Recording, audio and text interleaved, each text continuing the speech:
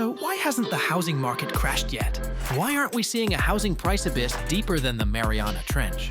The housing market crash. I have to put an end to this because it's just spiraling out of control.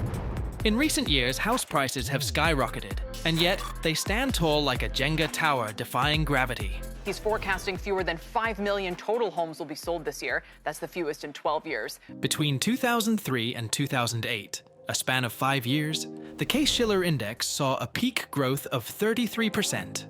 Fast forward to the period from 2020 to 2023, and in just 3 years, that same index shot up by nearly 38%. Both inflation and wage levels, from 2003 to 2008, grew in a pretty linear fashion. No big spikes. Contrast that with the 2020 to 2023 period, and it's a whole different ballgame. Thanks to the money-pumping frenzy during the COVID pandemic, we saw rapid surges in both inflation and wages. These surges are just fueling the spiral we're already in. But let's be real, these indicators don't tell the whole story. We're still missing a piece of the puzzle. We need one more key indicator. The unemployment rate in the US is so low right now, you'd need a microscope to see it, just 3.8%. Back in September 2008, it was chilling at 6.1%, only to skyrocket to a whopping 9.8% in 2009. So everyone's punching the clock and paychecks are finally rolling in, doing their best to keep up with this inflation race. Every time the unemployment rate's been this low, its only direction has been up. So don't expect these numbers to stick around, especially when the Fed's got its foot on the interest rate gas pedal. This will put pressure on the housing market for sure, but does it mean the housing market will crash? As Howard Marks wisely notes, most times things don't change, but every once in a while, the facts decide to take a different turn. Could this be one of those times for the housing market? Only time will tell. The reason markets go to extreme is that many people fail to say, oh, it's one of those. Instead, what they say is, this time it's different. You know, I first came across that phrase on October 11th, 1987. There was an article in the New York Times written by a woman called Denise Wallace, and the title was something like, this time it's not any different. What she said is that when the market goes to extremes, people always say, oh, this time it's different. In other words, the old rules don't apply. And then there's a correction and people say, oh yes, I guess the old rules do apply. When you hear people say this time it's different, a red light should go on. I think the phrase came from Sir John Templeton, but he said, but sometimes it is different. 20% of the time, it really is different.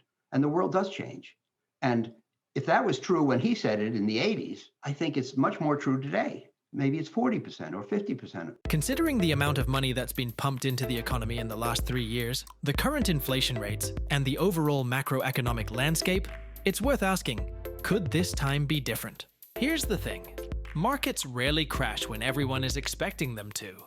It's the unexpected twists that usually catch us off guard and throw everything into chaos.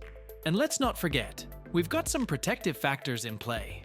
Low unemployment rates and high rents are acting like guardrails on this winding mountain road of a housing market, at least for the moment. Many current homeowners have long-term fixed-rate mortgages with historically low interest rates. These folks are not in a rush to sell. They can afford to hold onto their properties because they're raking in high rents, thanks to the low supply and high demand for rental units. So, where does all this leave us? On one hand, it seems like we're teetering on the edge of a housing market cliff. Prices look unsustainable, interest rates are climbing, and if you listen closely, you can almost hear the distant drumbeats of impending doom. As Mark Twain once said, history doesn't repeat itself, but it does rhyme. We can only anticipate a market correction. We don't know how big it will be or how long it will last, but the underlying issues are certainly different from the 2008 financial crisis. Plus, let's not overlook the fact that government response this time around is much more aggressive and willing to flood the market with cash. Predicting the future of the housing market is not black and white, it's a spectrum of grays. And right now, we're in a foggy gray area, a complex web of indicators that both alarm and reassure. So, is the housing market about to crash? What I do know is that it's more complicated than headlines make it out to be. I know the housing market has always been a roller coaster. It's got its ups and downs. Prices have been on a tear for the last 3 years, largely thanks to government stimulus. Now, is the Fed really ready to turn off the money printer for good? Just look at the case of Silicon Valley Bank, and you'll get your answer. Timing the market has never been a good strategy, and we need to remember that things are a lot more complicated than they seem at first glance. And it looks like inflation has become more of a tolerated guest than an unwelcome intruder. These are factors we've got to weigh in when making our own assessments. If there's one nugget of wisdom to pocket from all this chatter, it's to keep your wits about you, your numbers crunched, and maybe, just maybe, don't put all your eggs in one basket. When it comes to investments, the only guarantee is that there are no guarantees. Stay sharp, stay safe, and catch you on the flip side for another financial rabbit hole next time.